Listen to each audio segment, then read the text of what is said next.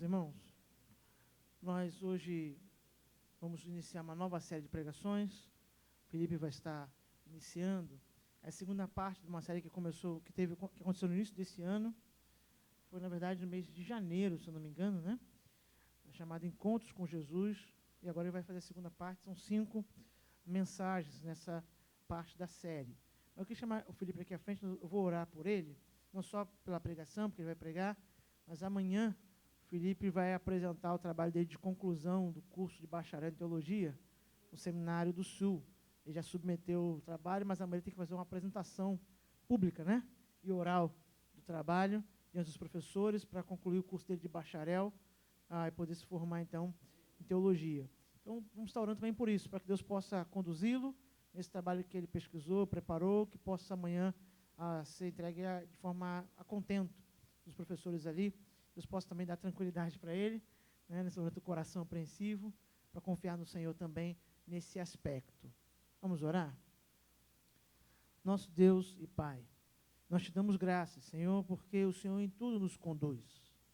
Mesmo nos dias difíceis, sabemos que a Tua mão está conosco.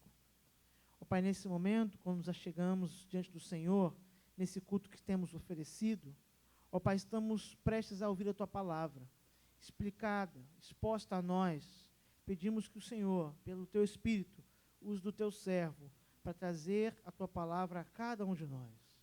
Ó Pai, que todos nós, então, possamos estar em submissão a ela, sendo transformados à imagem do Teu Filho.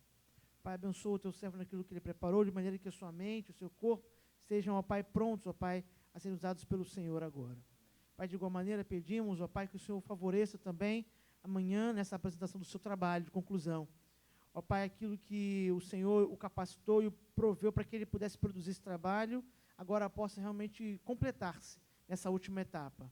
Dê-lhe tranquilidade para descansar no Senhor. Dê a ele, os professores, ó Pai, a capacidade de fazer um bom debate sobre esse tema, de maneira, ó Pai, a não só o Teu servo concluir o curso, mas que isso promova edificação para ele e para outros alunos que estão na preparação para o ministério, Pai. Tudo isso nós pedimos, Senhor, porque cremos que essa é a Tua vontade, confiados no Senhor, nós oramos no nome de Jesus. Amém.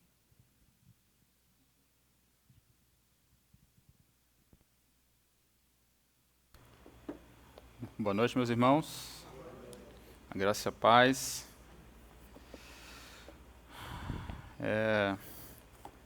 Motivo de grande alegria nós, mais uma vez, compartilharmos a palavra do Senhor e voltarmos com a série que, como o pastor Fábio muito bem falou, nós iniciamos em janeiro, né? Eu estava com saudades da série, de dar prosseguimento, e aprovou o Senhor que agora, no segundo semestre, a gente retomasse a série. A série é baseada nesse livro, né, do Timothy Keller, Encontros com Jesus. Nesse livro ele aponta 10 encontros que Jesus teve com pessoas. Nós vamos falar isso um pouco melhor daqui a pouco. Nós não vamos fazer a exposição do capítulo do livro do Keller, né? O que o Keller diz, não. Cada capítulo está baseado em uma perícope bíblica, em um texto bíblico, e nós vamos expor o texto bíblico. Claro, já li o livro, venham, com certeza, venha. Né? A gente teve a felicidade de, no início, muita gente já me procurou, falou que comprou o livro, adquiriu o livro e leu o livro e gostou muito. Então, fica aqui para você essa recomendação, para que você, se puder, adquira e também leia. Você vai ser duplamente edificado, eu tenho certeza. Tá certo? Antes de lermos o texto, também quero agradecer as irmãs da igreja. Né? Hoje nós fomos surpreendidos aí com a charreata para o Tito. Para o Tito, tá, meus irmãos? Não é Tito. Para o Tito. E foi muito bom. Eu e Tarsila nos sentimos muito amados pelos irmãos e a gente espera servir os irmãos da melhor maneira possível e retribuir um pouquinho desse amor que a gente recebe dos irmãos, tá? Mais uma vez, muito obrigado a você que participou. A gente está muito contente com isso, tá certo? Eu convido você a abrir sua Bíblia no Evangelho de Jesus, segundo escreveu Mateus, capítulo 3, leremos do verso 13 ao capítulo 4, o verso 11. Mateus, capítulo 3, do verso 13 ao verso 11. enquanto você acha, deixe-me tecer algumas palavras. Nos 5 primeiros sermões dessa série, nós tratamos sobre alguns dos maiores questionamentos da vida a partir de encontros com Jesus, com algumas pessoas do dia a dia relatadas no Evangelho de João, né? Por exemplo, uma grande pergunta: onde nós devemos procurar as respostas para os grandes questionamentos da vida e onde nós não devemos procurar? Nós respondemos isso à luz do Evangelho de João, quando vimos o encontro de Jesus com Natanael, o estudante cético. No segundo encontro, nós vimos e respondemos à pergunta: o que há de errado com o mundo como ele é hoje, né? Todo mundo admite que o mundo foi criado e que algo está errado com o mundo, embora as visões sejam opostas, distintas, diferentes. E nós respondemos, né, vimos que a resposta a essa pergunta é o pecado, no encontro de Jesus com o prestigiado e a marginalizada, com Nicodemos e a mulher samaritana, em João 3 e 4. No terceiro encontro, nós vimos quem é a figura central do cristianismo, já que o mundo está errado, já que há algo de errado com o mundo, quem é a figura, quem é a pessoa que pode redimir todas as coisas, e nós vimos que é Jesus, à luz do encontro com Maria e Marta, as irmãs enlutadas, as irmãs de Lázaro, em João 11. No quarto encontro, nós vimos como Jesus conserta, endireita as coisas, vimos à luz do encontro de Jesus na festa de casamento, em João 2. E, em último lugar, nós vimos como nós devemos reagir ao que Cristo fez, em João 20, no encontro de Jesus com o primeiro cristão, Maria Madalena. E antes de lermos o texto, é importante ressaltarmos que nesses encontros ficou claro que Jesus não se apresenta primordialmente como um exemplo. O trabalho de Jesus não é nos servir de exemplo, de modelo para as respostas aos grandes questionamentos da vida, para as grandes questões da vida, mas ele veio justamente para ser essa resposta. Ele veio como um Salvador, ele veio fazer por nós aquilo que nós não conseguiríamos fazer sozinhos. Então, nós, fechando esse primeiro bloco, nós iniciaremos hoje a segunda parte dessa série, onde será demonstrado à luz de acontecimentos cruciais da vida de Jesus, conforme apresentados nos Evangelhos, e assim nós veremos de forma mais profunda o que Jesus fez para nos salvar. E eu quero dar um spoiler para os irmãos, tá? Hoje nós vamos ver que ele vence o mal por nós, no próximo domingo, que ele intercede por nós, no seguinte, que ele obedece perfeitamente por nós, ele deixa a terra por nós, e no último lugar, em último encontro, ele deixa o céu para morrer por nós. Então hoje, à luz de à luz de um evento crucial da vida de Jesus, nós iniciaremos essa segunda parte da série a partir de 2 acontecimentos consecutivos que prepararam Jesus para o seu ministério vitorioso. Leiamos assim o texto. Então Jesus foi para a Galileia, para o Jordão, para ser batizado por João. Mas João tentou impedi-lo, dizendo: tu vens a mim, eu é que preciso ser batizado por ti. E Jesus lhe respondeu: deixa por enquanto, porque assim nos convém cumprir toda a justiça. Então João consentiu.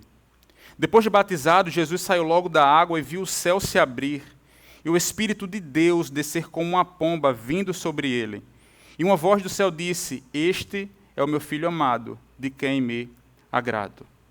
Então Jesus foi conduzido pelo Espírito ao deserto, para ser tentado pelo diabo. E depois de jejuar 40 dias e 40 noites, sentiu fome. Então o tentador aproximou-se dele e disse-lhe: se tu és o Filho de Deus, ordena que essas pedras se transformem em pães. Mas Jesus lhe respondeu: está escrito, nem só de pão o homem viverá, mas de toda palavra que sai da boca de Deus. Então o diabo o levou à cidade santa e colocou na parte mais alta do templo e disse-lhe: se és o Filho de Deus, lança-te daqui abaixo, porque está escrito, aos seus anjos darás ordens a teu respeito, e eles te sustentarão com as tuas mãos, para que não tropeces em uma só pedra. Jesus lhe respondeu: também está escrito, não tentarás o Senhor teu Deus.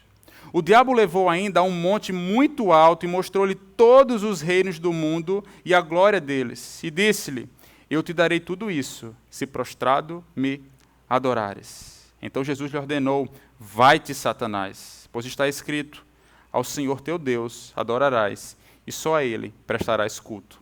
Então o diabo deixou, e vieram anjos e passaram a servi-lo. Vamos orar mais uma vez. Pai, a tua palavra foi lida e será exposta, e nós clamamos, Senhor, que o teu Espírito Santo possa falar, ministrar aos nossos corações. Que a tua luz possa brilhar nessa noite, rompendo a nossa cegueira, Pai. Que a tua voz possa romper a nossa surdez, de forma que possamos ver a beleza do teu Filho e a beleza do Evangelho, Pai. Nós te clamamos que o Senhor abençoe cada um dos meus irmãos nessa noite, Pai, de forma que o teu próprio Espírito Santo possa aplicar e completar a tua palavra. Eu te oro no nome santo do teu amado Filho Jesus. Amém. Meus irmãos, o propósito do Evangelho de Mateus é testificar que Jesus era o Messias da promessa do Antigo Testamento e que a sua missão messiânica consistia em trazer o reino de Deus aos homens. Portanto, esses dois temas, o caráter messiânico de Jesus e o caráter do reino de Deus, estão interligados nesse Evangelho de forma inseparável. É por isso que o Evangelho de Mateus é conhecido como sendo a narrativa do rei, e ele parte desse pressuposto já no primeiro verso desse Evangelho, quando ele diz: livro da genealogia de Jesus Cristo, filho de Davi, filho de Abraão. Nesse verso ele aponta para Jesus como sendo rei, o Messias régio da linhagem de Davi, e deve ser anunciado especialmente como reinando sobre a verdadeira semente de Abraão. E no texto que nós lemos, nós vemos dois importantes eventos na vida de Jesus: o batismo e a tentação. Com exceção da crucificação, o batismo é o único acontecimento da vida de Jesus que é mencionado em todos os evangelhos. E em Mateus, Marcos e Lucas, a tentação ela segue o evento do batismo, embora Mateus a descreva de forma mais detalhada. E em Mateus, essa ligação entre esses dois eventos se dá de modo explícito. Ambas as narrativas estão ligadas pelo termo então, que talvez na sua versão esteja dizendo aí imediatamente. Por isso eu quero trabalhar essas duas narrativas em dois movimentos, embora elas tenham estreita ligação, como nós veremos. No primeiro movimento, nós veremos como o rei é reconhecido e ungido no seu batismo. E no segundo movimento, nós veremos como se inicia o ministério público do rei no encontro com o inimigo. O tema da mensagem dessa noite é o grande inimigo. E nesse primeiro movimento, falando sobre o rei sendo reconhecido e ungido, nesse primeiro bloco que nós lemos, o batismo de Jesus, é interessante que, se Mateus se propõe a descrever a narrativa do rei, é necessário que houvesse um momento, um reconhecimento público desse rei. Não é? Se você já assistiu a algum filme, você vai ver que na era medieval havia uma cerimônia, né, para passar o trono, ou havia uma cerimônia para coroar o príncipe, e aquele príncipe se tornaria o rei. Portanto, era necessário que houvesse algum reconhecimento público, e foi no batismo de Jesus que ele deixou o seu anonimato, vamos assim dizer. Isso porque, se você olhar em todos os evangelhos, nos 4 evangelhos, o ministério público de Jesus, ele se inicia após o batismo. Ele começa a ensinar, ele começa a curar os enfermos, ele começa a pregar após o seu batismo. E esse primeiro bloco, meus irmãos, é uma narrativa belíssima que traz para nós inúmeros ensinamentos, e eu gostaria de pontuar alguns. Em primeiro lugar, mantenha sua Bíblia aberta, nós voltaremos sempre ao texto. Em primeiro lugar, nos versos 13 e 14, nós aprendemos que o batismo é algo necessário. Jesus chamou João Batista para vir até o mar, Jesus não chamou João Batista para vir até o Mar da Galileia. Jesus corta o país, ele mesmo vai até o Jordão e solicita o seu batismo. Isso nos mostra que Jesus foi para o seu batismo de forma consciente e de forma voluntária. Com isso, além de nos ensinar sobre humildade, Jesus nos mostrou que o batismo é importante. Ele tinha aquilo como algo necessário, e se foi necessário para Jesus, não é desnecessário para os seus seguidores. Portanto, precisamos reconhecer que há uma importância no batismo. Mas nós precisamos reconhecer também que no batismo de Jesus, nessa narrativa, há um caráter específico. Há um caráter específico no batismo de Jesus. E nós vemos isso no verso 15.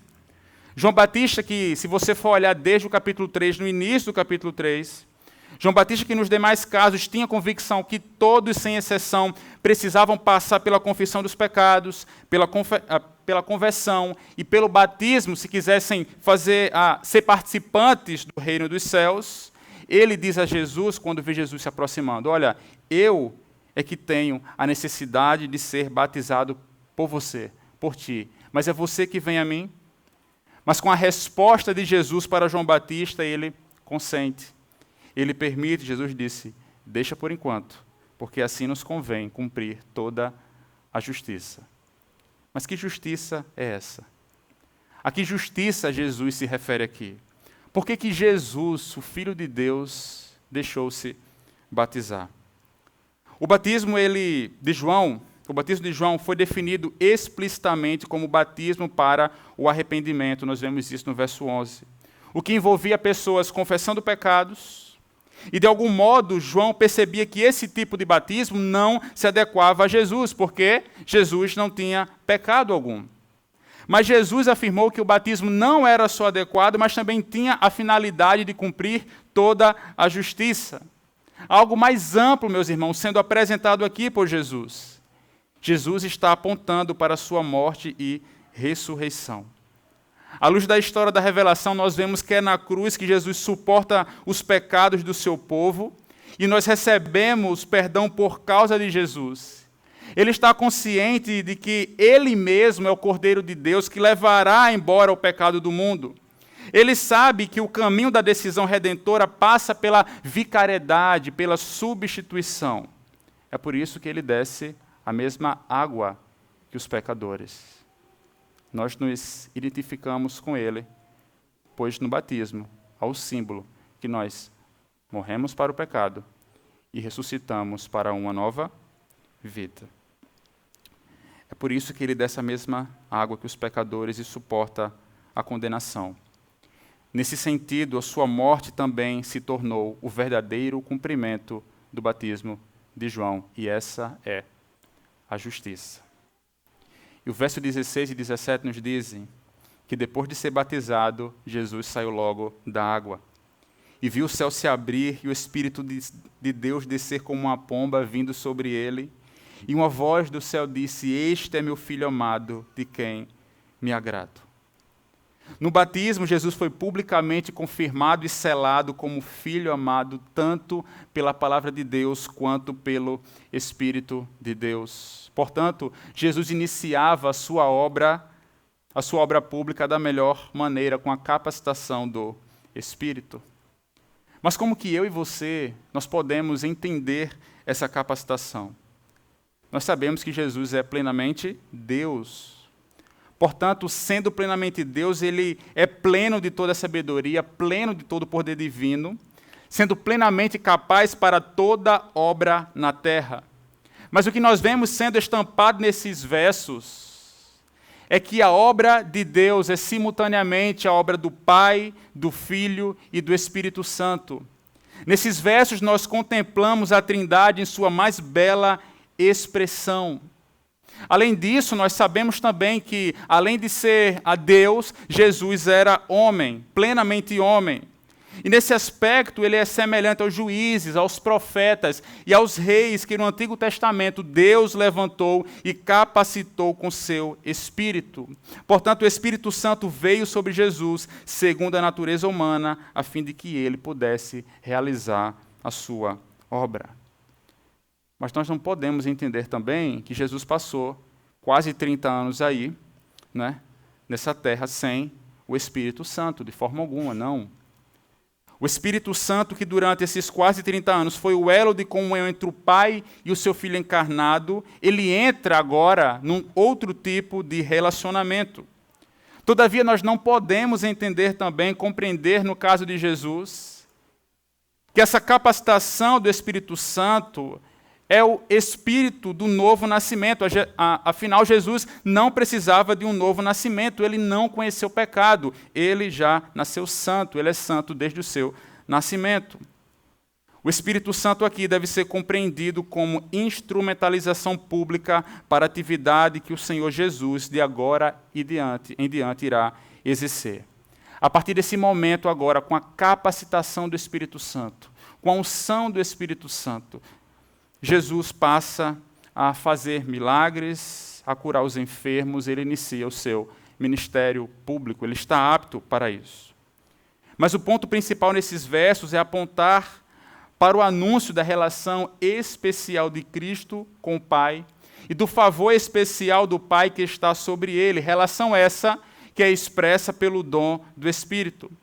E nessas palavras que o Pai profere no verso 17, este é o meu Filho amado, de quem me agrado, elas fazem alusão a pelo menos 2 textos do Antigo Testamento, o Salmo 2, verso 7, e Isaías 42, verso 1. O Salmo 2 nos diz: proclamarei o decreto do Senhor. Ele me disse: tu és meu filho, hoje te gerei. O profeta Isaías nos diz: aqui está o meu servo, a quem sustento, o meu escolhido, em quem me alegro. Pus o meu espírito sobre ele, e ele trará justiça às nações. Nas palavras do Pai, fazendo alusão a esses 2 versos, nós vemos que títulos e papéis significativos a desempenhar por Jesus estão em vista aqui, estão explícitos aqui. No verso 2, a referência ao Filho que é ungido para reinar, unindo dessa forma os quadros de Filho de Deus e Messias. E em Isaías 42 está o quadro do servo de Deus, que traz a salvação mediante a sua morte e ressurreição, conforme está predito na passagem do servo sofredor.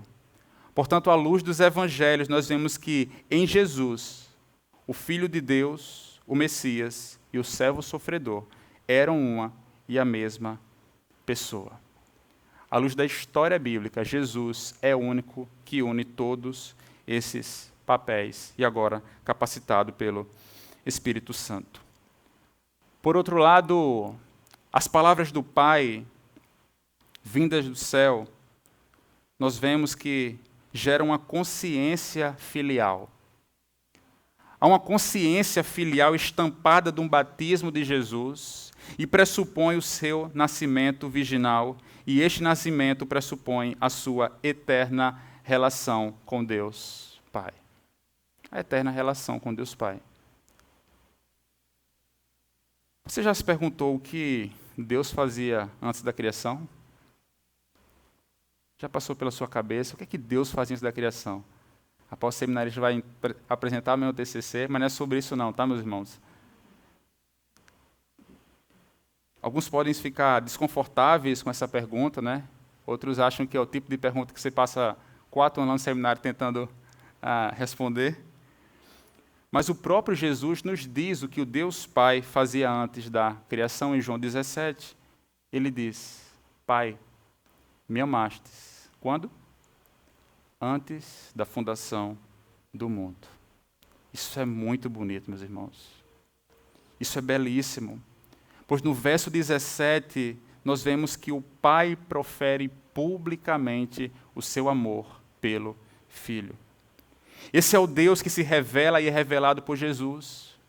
O Deus que, mesmo antes de criar, o Deus que, mesmo antes de governar o mundo, antes do tempo, antes do haja luz, antes da criação, o nosso Deus já era o Pai que amava o seu Filho. Portanto, o aspecto mais fundamental de Deus não é uma qualidade abstrata, mas o fato dele ser Pai, eternamente Pai. Mas se Deus é eterno, o Filho também é.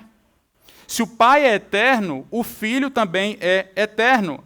Deus não poderia ser amor se não houvesse alguém para amar.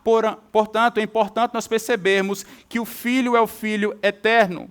Nunca houve no tempo, não há uma fração de segundos em todo o tempo, em toda a eternidade, em que o Pai não fosse o Pai, o Filho não fosse o Filho e que o Pai não amasse o seu Filho. E suposto nesse compartilhar, o Filho sai pelo Espírito. O Espírito é o meio usado pelo Pai para amar, para abençoar e para capacitar seu Filho. Isso é muito belo, meus irmãos, porque Deus é amor desde a eternidade. E se você quer saber uma coisa que distingue o cristianismo de qualquer outra religião, é essa verdade. Deus é o Pai que ama o seu Filho desde a eternidade. E por que isso é possível? Porque o nosso Deus é o Deus triuno. Um Deus monopessoal precisa criar algo para passar a amar. O nosso Deus em si mesmo é o Deus triuno. Um Deus que em si mesmo já é amor. O Deus trino que é amor em si mesmo não precisa de algo criado para passar a amar. Ele é eternamente amor. Esse é o Deus que você serve. Esse é o Deus que eu sirvo. Há um conforto nesses versos aqui.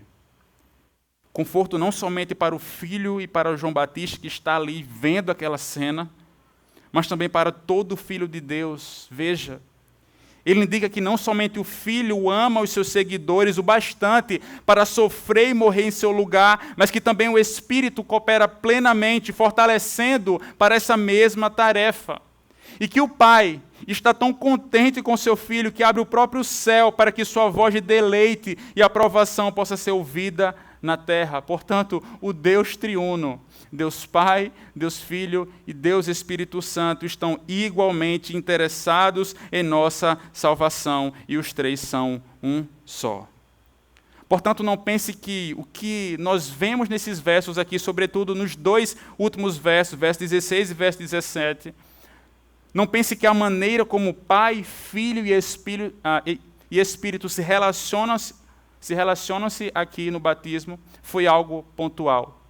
Toda a cena expressa aqui está repleta de ecos eternos e que agora pode ser vista de forma ou ouvida, audível, está audível no tempo e no espaço. Nosso Senhor e Rei foi precedido, previsto, indicado por João Batista, foi consagrado a sua obra no batismo, foi ungido pelo Espírito e confessado pelo Pai. E, portanto, ele tem justamente iniciado a sua obra como rei. E qual o passo agora? Não seria se apossar do reino? Nós veremos. E no segundo movimento, nós vemos que o rei, agora ungido, apto para iniciar seu ministério, apto para governar, ele começa o seu governo combatendo o grande inimigo. O capítulo 4, o verso 1 nos diz: Então Jesus foi conduzido pelo Espírito ao deserto para ser tentado pelo diabo. Não tem medo de falar não, meu irmão, vamos lá? Então Jesus foi conduzido pelo Espírito ao deserto para ser tentado pelo... pelo diabo. As duas narrativas estão ligadas pela palavra então. Capítulo 3, final do capítulo 3, início do capítulo 4, que tem quase o mesmo efeito de em vista disso. Deus proferiu uma declaração poderosa de confirmação: este é o meu filho amado, de quem me agrado. Então, Jesus foi conduzido pelo Espírito ao deserto para ser tentado pelo diabo. Depois da bênção, veio a prova. Depois da bênção, veio a tentação. E eu acho, me parece, que o que acontece com Jesus acontece conosco inúmeras vezes. Parece que ninguém jamais consegue assegurar para si uma vida de alegria contínua. Parece que ninguém consegue assegurar para si uma vida de bênçãos contínuas, mesmo as pessoas mais talentosas, mesmo as pessoas mais diligentes, mesmo as pessoas mais obedientes a Deus, mais esclarecidas, aquelas pessoas que conhecem mais de teologia, essas pessoas são incapazes de fugir dos altos e baixos da vida. Mas aí você pode pensar, não é? Mas se eu pudesse vencer todas as minhas falhas e imperfeições? E se eu conseguisse ter fé em Deus sem vacilar? E se minha vida fosse agradável a Deus em tudo, será que tudo aconteceria bem comigo, tudo certo comigo? Errado. Se há essa pessoa, nós acabamos de ler nesse texto. Aqui está aquele que fez isso. Deus Pai acaba de dizer que a vida de Jesus é perfeitamente agradável a Ele. Vou repetir. Deus Pai acaba de dizer que a vida de Jesus é perfeitamente agradável a Ele. Até o Espírito Santo de Deus desceu sobre ele para guiá-lo e veja o que acontece. Ele é conduzido para o deserto, para ser tentado pelo diabo. Há pelo menos de imediato uma coisa que nós precisamos considerar ao olhar para esse verso aqui. É que o mal existe e que o diabo é real. O texto é claro ao pontuar que Jesus foi conduzido pelo Espírito ao deserto para ser tentado pelo diabo. Diabo vem do grego diabolos, que quer dizer maldizente, é aquele que lança uma pessoa contra outra. Na narrativa de Marcos,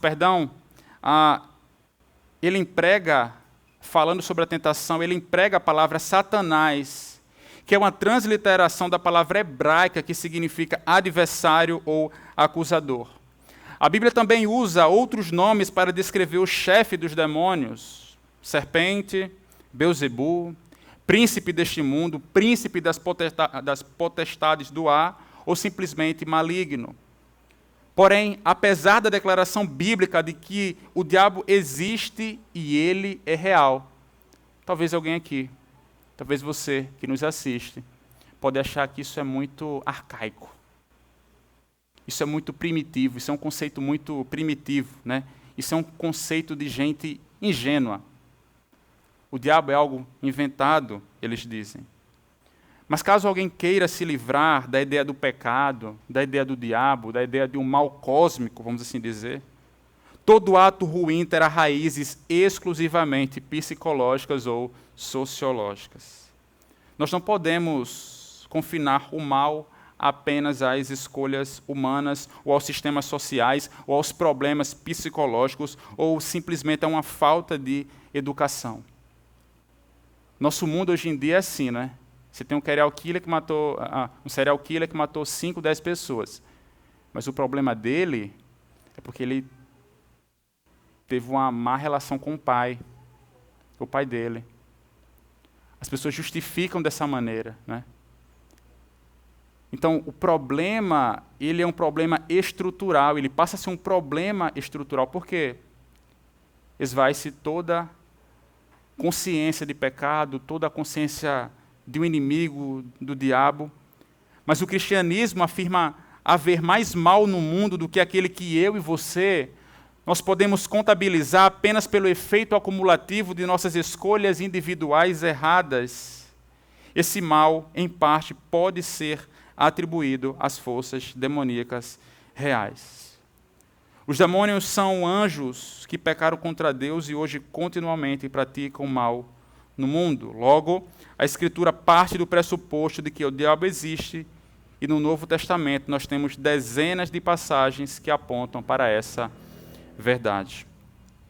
Mas para os leitores primários, aqueles que pegaram o Evangelho de Mateus para ler, o aspecto mais surpreendente na narrativa da tentação não seria o fato de que o diabo estava executando a tentação, até porque ele já era conhecido como o tentador. Vide os textos de Jó, capítulo 1 e 2, desde o Antigo Testamento. O fato que surpreendeu esses homens, esses primeiros leitores, é de que o diabo fez isso de forma pessoal. O verso 3 nos diz, Mateus relata, então o tentador aproximou-se dele. O diabo é aquele que está cheio de ódio dirigido contra Deus e seu povo, especialmente contra Deus, quando ele está prestes a revelar-se em Jesus Cristo para a salvação. Isso porque ele já sabia que estava derrotado. Ele já sabia que ele era um derrotado. Em consequência disso, o seu propósito é enganar e seduzir o Messias, o rei, a fim de que, ao lado deste, possa também destruir o seu reino e os seus súditos. E aqui nessa narrativa, na narrativa da tentação, nós vemos 3 atos como tentativa do inimigo derrotar Cristo Jesus por meio de 3 tentações. E a primeira tentação eu chamo de um homem faminto é tentado com pão. Os versos 2 a 4 nos dizem: E depois de jejuar 40 dias e 40 noites, sentiu fome. Então o tentador aproximou-se dele e disse-lhe: Se tu és o Filho de Deus, ordena que essas pedras se transformem em pães. Mas Jesus lhe respondeu: Está escrito, nem só de pão o homem viverá, mas de toda palavra que sai da boca de Deus. Durante todo o longo jejum, Jesus foi milagrosamente sustentado, mas ao final dele, a fome começou a debilitá-lo. E o diabo, de forma astuta, se aproximou-se de Jesus e adaptou a tentação à circunstância. Ele viu que Jesus estava faminto e o tenta com pão. Mas não só isso. Deus acaba de assegurar a Jesus que ele é seu filho amado e em pouco tempo Satanás investe contra ele justamente nesse ponto. Meus irmãos, apenas uma palavra de Jesus ali e 2 pedrinhas no deserto se tornariam comestíveis. Satanás ordena que o Senhor comprove a sua filiação, alimentando-se a si mesmo, mas ainda assim essa teria sido uma maneira errada de provar que ele não era o Filho de Deus. Isso porque, como disse Charles Spurgeon, um verdadeiro filho não duvidaria de seu pai e não aceitaria suprir a si mesmo. Ele esperará ser alimentado vindo da mão de seu pai. O ponto aqui é que Satanás queria que o Filho unigênito de Deus deixasse de depender de Deus e resolvesse a questão com as suas próprias mãos. O que ele mais deseja é que Jesus perca a certeza, a confiança plena da aceitação de Deus, do seu amor paternal e incondicional. Esse é o seu objetivo primitivo aqui. Mas será que isso não acontece conosco? Quantas vezes nós somos tentados a duvidar? É preocupante, por exemplo, quando alguém nos diz: Você me ama? Prove. Irmão, se tem uma coisa complicada, a sua esposa chega para você assim: Amor, tu me ama? Amo. Prove. Complicado. Só se pede demonstrações, confirmações e provas quando se duvida. Quantas vezes, mesmo que de modo inconsciente, nós exigimos de Deus prova do seu amor? Não é incomum duvidarmos quando estamos passando por um problema financeiro. Não é incomum duvidarmos se Deus de fato é o nosso Pai. Se Deus é aquele que supre tudo o que nós precisamos quando nós estamos passando por um problema de saúde ou por um problema conjugal ou qualquer outro problema dessa natureza. Isso porque nós nos esquecemos, meus irmãos, da maior bênção que nós recebemos, a de sermos feitos filhos de Deus. Essa é a maior bênção que um homem pode ter, a de ser chamado filho de Deus. Nos esquecemos da obra perfeita de Cristo na cruz, onde por sua morte e ressurreição nós somos adotados na família de Deus pela graça, como está escrito no Evangelho de João. Mas a todos quantos o receberam, aos que crerem no seu nome, deu-lhes a prerrogativa de se tornarem o quê? Filhos de Deus. De todos os títulos que um homem pode ter, de todas as bênçãos que alguém pode receber, a maior delas é a de ser filho de Deus. Essa segurança é a raiz principal da mais profunda confiança que um cristão pode ter em meio às tentações e em meio às tribulações. E em resposta ao inimigo, ao diabo, Jesus poderia ter proferido nesse momento aqui novas revelações, mas ele escolheu dizer: está escrito. O que nós aprendemos aqui, meus irmãos, é que há um poder na palavra de Deus que nem o diabo pode negar. A espada do Espírito, como nós lemos na liturgia, em Efésios 6, que é a palavra de Deus, ela brilhou aqui. Jesus responde com base na Escritura, citando Deuteronômio 8, verso 3, quando o texto nos diz: sim, ele te humilhou, te deixou ter fome e te sustentou com maná, que nem tu nem teus pais conhecias, para que entendestes que o homem não vive só de pão, mas de tudo que sai da boca do Senhor, disso vive o homem. Deus queria que Israel vivesse debaixo da sua obediência, confiando unicamente na sua palavra. Eu vou sustentar vocês, dia após dia. Não guarde de hoje para amanhã. Amanhã também vai vir o maná.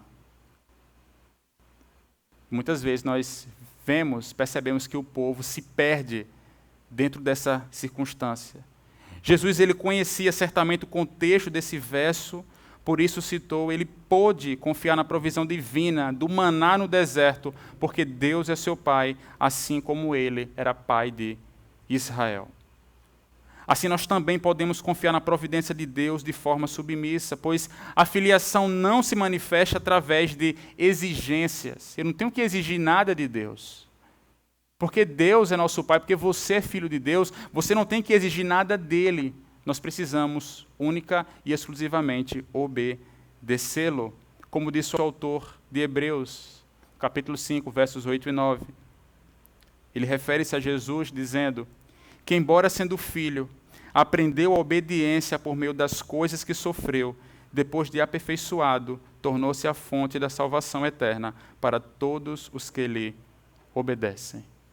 É porque Jesus obedeceu ao seu Pai, que ele, agora aperfeiçoado, ele nos habilita, e é nossa fonte de salvação, e nos habilita a também obedecê-lo. E essa foi a primeira tentação. Mas não parou por aqui. A segunda tentação está descrita a partir do verso 5, e a essa eu chamo de distorção da promessa do Pai. O verso 5, 6 e 7 nos dizem: então o diabo levou a cidade santa, colocou-a na parte mais alta do templo e disse-lhe: se és filho de Deus, lança-te daqui abaixo, porque está escrito: aos teus anjos darás ordens a teu respeito, e eles te sustentarão com as mãos, para que não tropeces em pedra alguma. Jesus lhe respondeu: também está escrito: não tentarás o Senhor teu Deus. Mais uma vez aqui o inimigo lança o seu ataque na filiação de Jesus. Se és o Filho de Deus, se ele pudesse ferir a confiança filial de Jesus, então ele teria alcançado o seu objetivo, o seu propósito.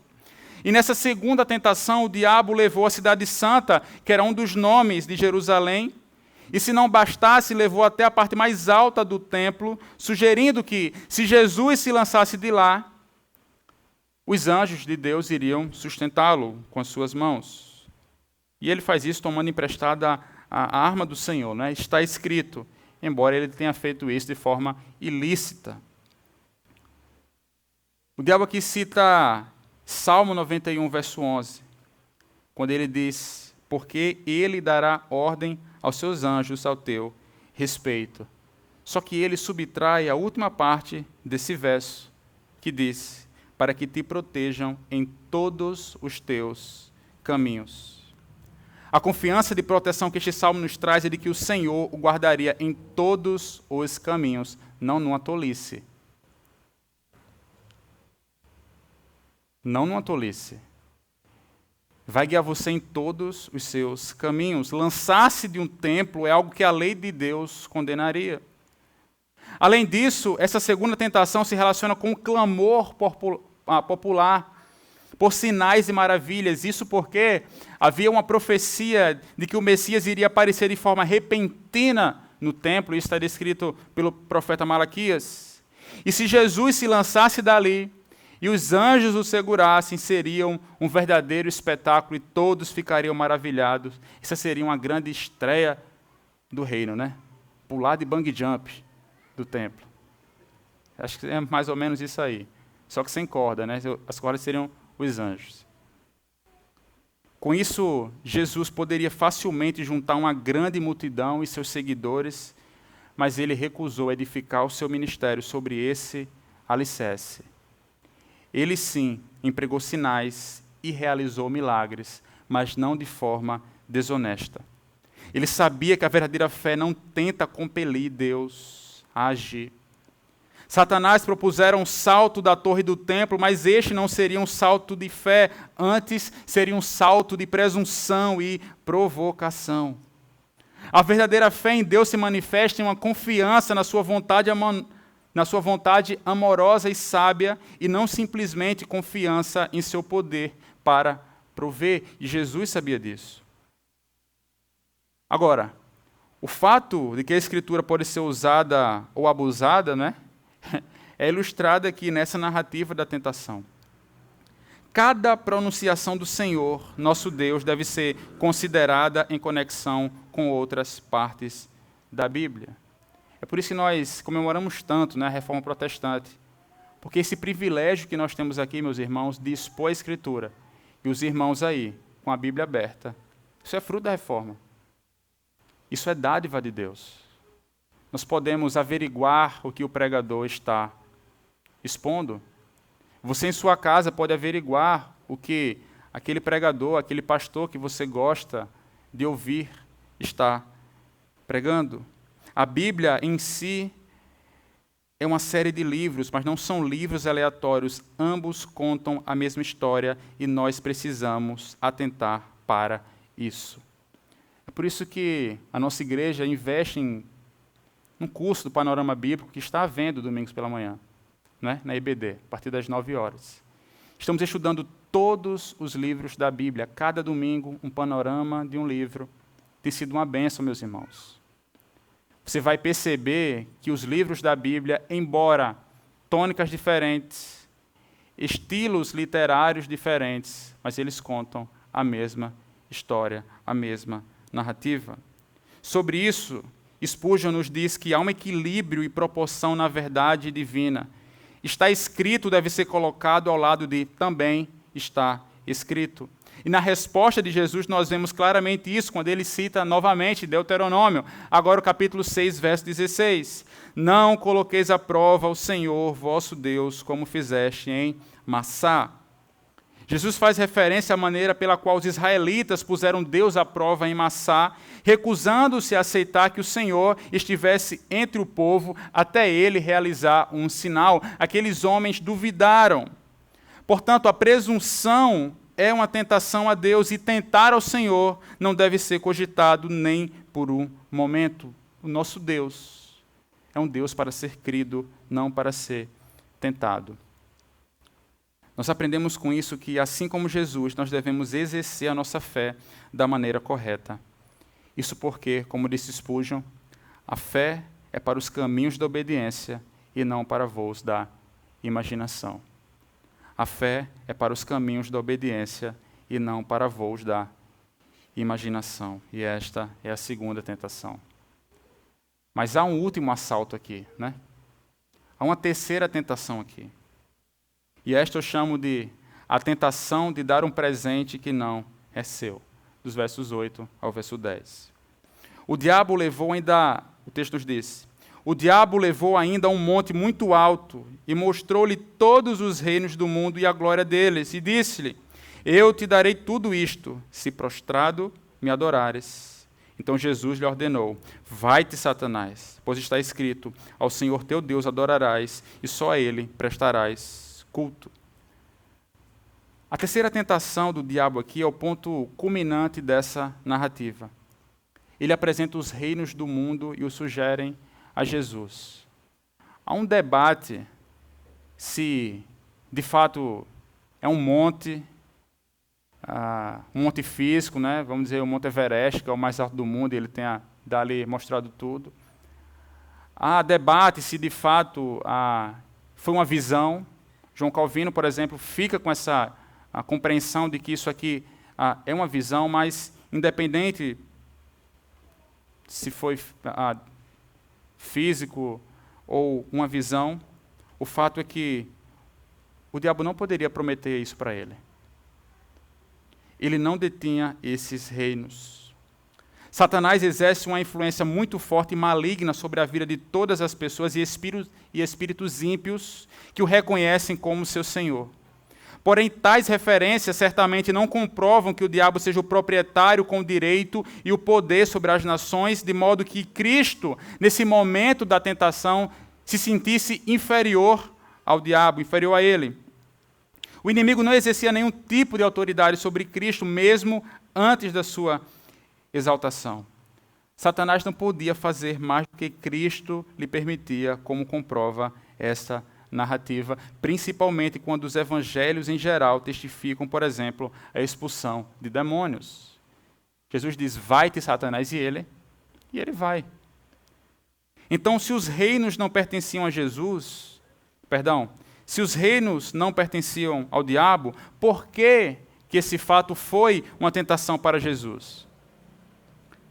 Veja, ainda que a forma e a proposta não fossem das melhores para Jesus aqui, na sugestão do diabo estava implícito a tentativa de obter a coroa sem suportar a cruz. Isso teria fomentado nele uma amarga luta. Certamente que essa não foi uma luta que envolvesse pecado ou que pudesse levar Jesus ao ponto de cometer pecado, mas não deixou de colocá-lo em um estado de agonia, porque Jesus sabia o que custaria o seu ministério. Ele sabia que custaria a própria vida. De outro modo, como nós poderíamos explicar as palavras pronunciadas no Getsêmani? Meu Pai, se possível, afasta de mim esse cálice, todavia não seja como eu quero, mas como tu queres. Ou como nós poderíamos explicar Lucas 12:50? Há um abismo com o qual serei batizado, Jesus dizendo, e como me angustio até que ele aconteça. Portanto, é evidente que para Cristo essa tentação também foi uma tentação muito real.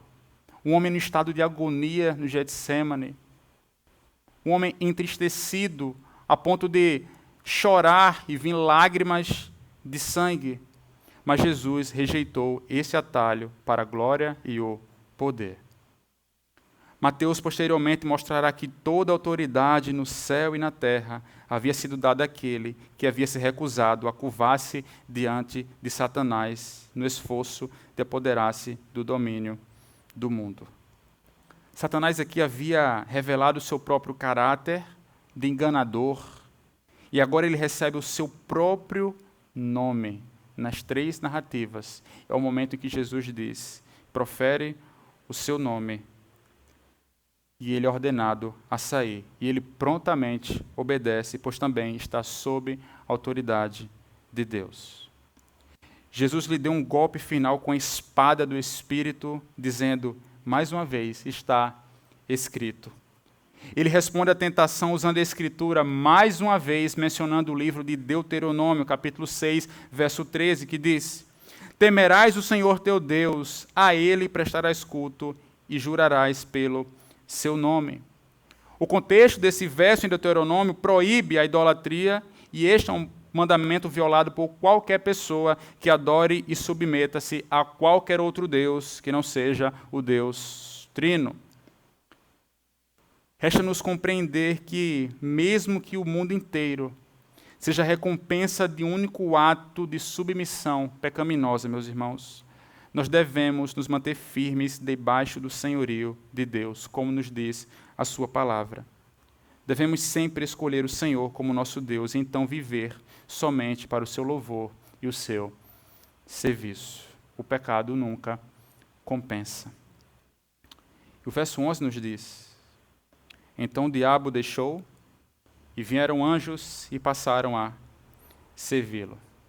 Os anjos prometidos no Salmo 91 vêm servir Jesus, que havia se recusado na segunda tentação a fazer um mau uso da promessa fora de contexto. Aquela foi uma batalha real e a vitória merecia ser celebrada pelos seus súditos, os súditos do Rei Celestial. Creiamos que eles também, meus irmãos, estão perto de todos os soldados da cruz nas horas de seus conflitos contra o inimigo. Como diz o salmista, o anjo do Senhor acampa ao redor dos que o temem e os livra. À luz do que lemos e ouvimos, eu gostaria de fazer 2 apontamentos finais. Em primeiro lugar, é que nós podemos entender a relação da filiação de Jesus com a nossa própria filiação. A filiação de Jesus ao Deus Pai, reforçada no batismo, está na raiz de todo milagre, de todo ato de perdão, de toda palavra de ensino, também na sua crucificação e na sua ressurreição. Em seu batismo, Jesus, de forma simbólica, se identifica com o seu povo pecador. No avançar da história da revelação, nós vemos que é na cruz que Jesus suporta os pecados de seu povo, e é por isso que nós, os crentes, recebemos perdão por causa da sua morte substitutiva, e no poder do Espírito Santo, nós temos o privilégio de sermos aceitos como filhos de Deus pela graça somente. Nós precisamos descansar nessa obra e nessa verdade. Por um lado, o que é que isso tem de aspecto prático para mim e para você? Por um lado, isso significa que agora membros da família de Deus, co-herdeiros com Cristo, desejamos nos afastar de qualquer pecado ou qualquer coisa que desagrade o nosso Pai. Nós não fazemos isso mais por medo de sermos castigados ou por necessidades de provar quem somos, mas com um senso de gratidão e puro desejo de nos assemelharmos e servirmos aquele que nos salvou. Tudo isso única e exclusivamente confiados nos méritos de Cristo e no poder do Espírito Santo. Agora, meus irmãos, o sucesso e o fracasso no seu trabalho, o sucesso e o fracasso na universidade não nos envaidecem nem nos arrasam mais. Nós não somos conduzidos mais pela infelicidade com a nossa aparência ou por nossos status. Antes, a nossa identidade se apoia em um amor que não podemos perder e que durará por toda a eternidade. Glória a Deus por isso. Mas, em segundo lugar,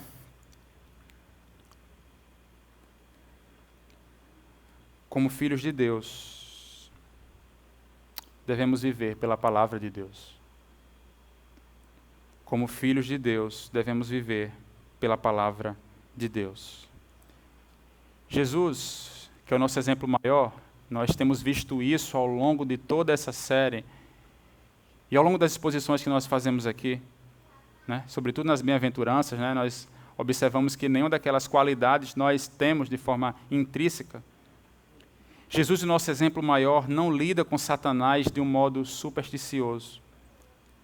Uma das mensagens mais claras e evidentes dessa narrativa é que ele aplica as Escrituras todas as vezes que é atacado pelo inimigo. Logo, nós aprendemos que nossa melhor defesa na luta contra a influência das mentiras de Satanás é a prática da verdade. Nós sabemos, à luz das Escrituras, que o coração não é apenas a base das emoções, mas também é fonte dos nossos compromissos, vontades, dos nossos desejos, dos nossos fundamentos. É do coração que flui nosso modo de pensar, nossos sentimentos, nossas ações. É por isso que Satanás quer destruir as mais profundas convicções do nosso coração.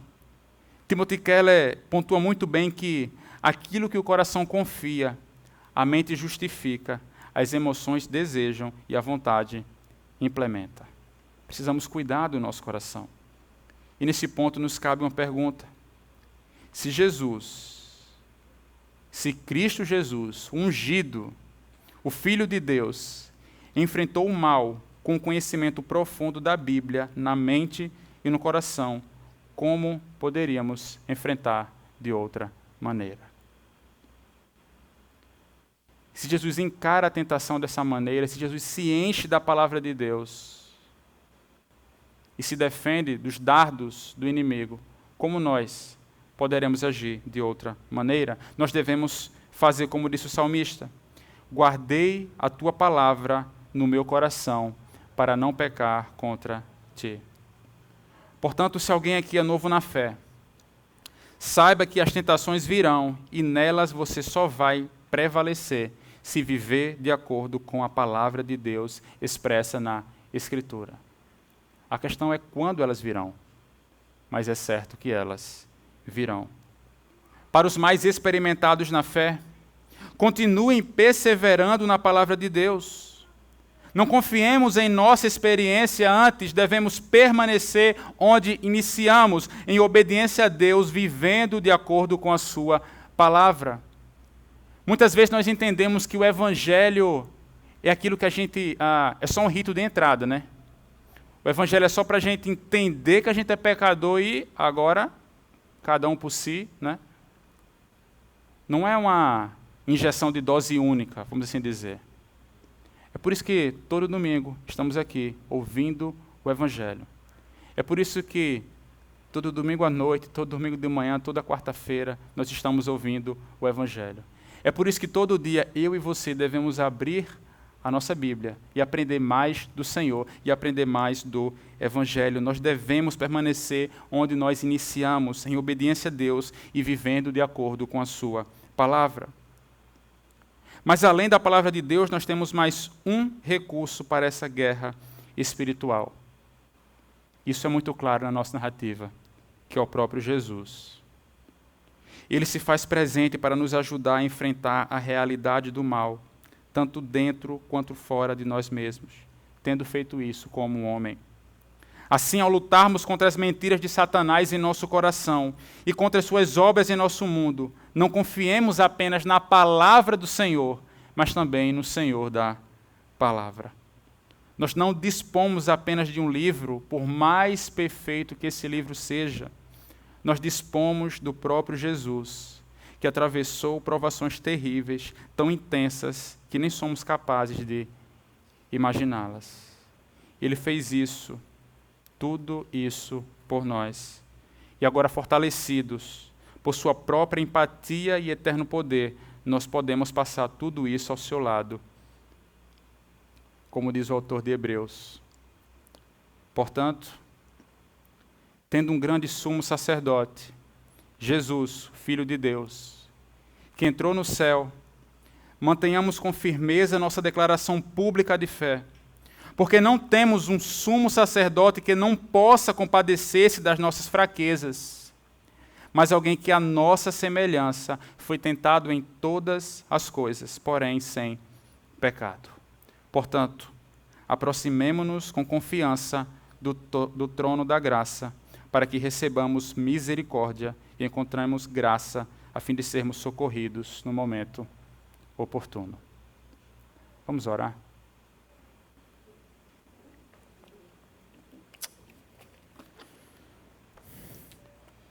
Pai, te damos graças, Senhor, por Tua palavra. Te damos graças pelo Espírito Santo, Pai, que nos habilita e nos lembra dia após dia que nós somos filhos do Senhor. Muito obrigado, Pai, por Teu tão grande amor. Muito obrigado por cumprir a justiça, Pai. Nós te agradecemos porque o Senhor desceu nas mesmas águas que nós, de forma que isso simboliza a Tua morte e a Tua ressurreição, Pai.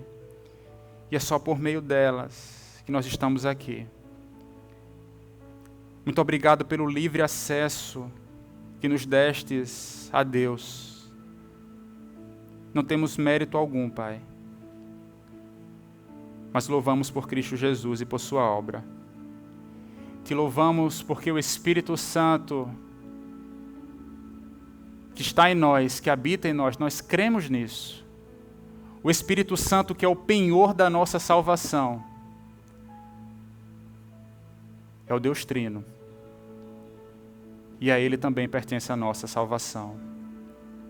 Nós te damos graças porque amaste o Filho desde a eternidade. E também nos amastes, Pai, desde a eternidade, porque como Tua palavra nos diz, o Cordeiro foi morto antes da fundação do mundo. Que tão grande amor, Pai, que nunca vai acabar, nos alcançou no tempo e no espaço, mas seguirá por toda a eternidade. Glória seja dada ao Teu santo nome. Nós choramos no nome de Cristo Jesus. Amém.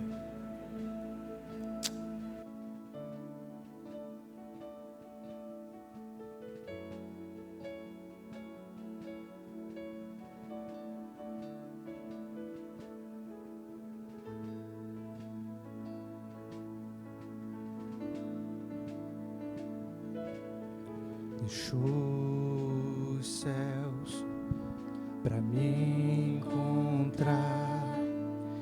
Aqui não é o seu lugar. Um amor assim o mundo não conheceu.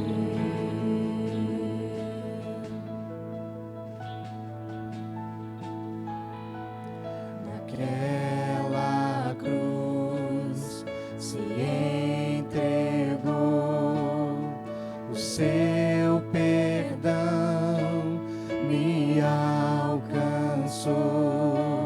Um amor assim o mundo não conheceu.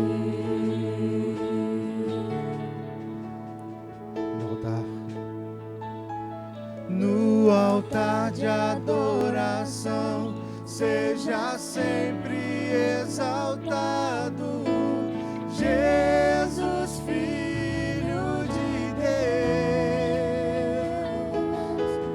Deixou a sua glória, morreu em meu lugar.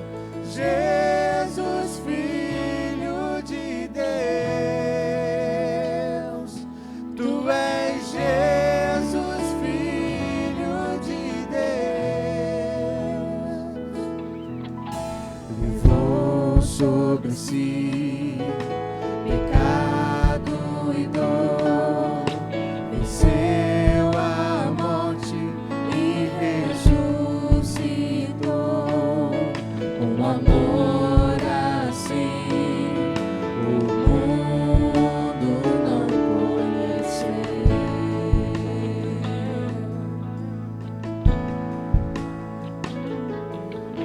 Levou sobre si pecado e dor, venceu a morte e ressuscitou.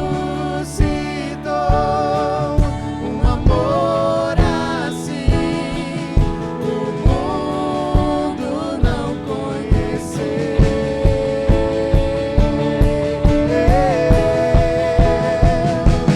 No altar de adoração, seja sempre exaltado Jesus, Filho de Deus.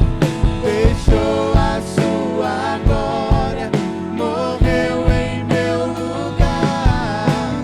Jesus, Filho de Deus. Tu és Jesus, Filho de Deus. Seja exaltado, engrandecido, seu nome é santo, poderoso é, e não há nada que apague o seu amor. A cruz me libertou, a cruz me libertou, a cruz me libertou, a cruz me libertou.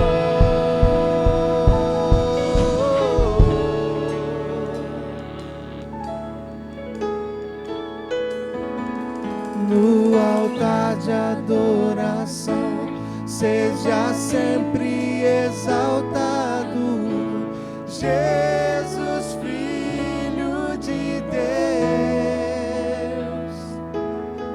Deixou a sua glória, morreu em meu lugar. Jesus, Filho de Deus. Tu és Jesus, Filho de Deus.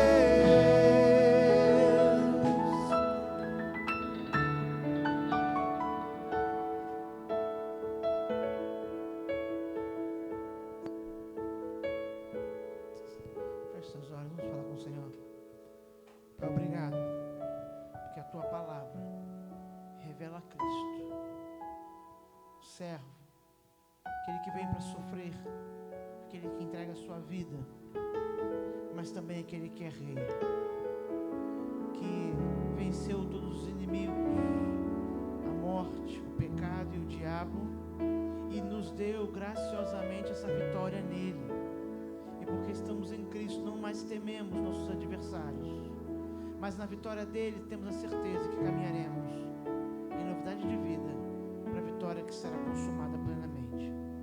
Que essa certeza nos encoraje, deixe nosso coração de alegria e coragem, Senhor, para vivermos vidas santas que agradam ao Senhor nesse mundo, sabendo que nós somos cidadãos do Teu reino, estamos alistados no Teu exército, ó Pai, lançando mão de armas espirituais, para que o Seu nome seja glorificado em toda a terra. Tudo isso nós pedimos, no santo e poderoso nome do Teu eterno e perfeito Filho, Jesus Cristo. Que a graça do Senhor Jesus Cristo, o amor de Deus, o nosso Pai, e as consolações e a comunhão do Santo Espírito estejam sobre todos nós e sobre todo o povo de Deus espalhado na terra, hoje e sempre. Amém e amém. Deus abençoe. Você pode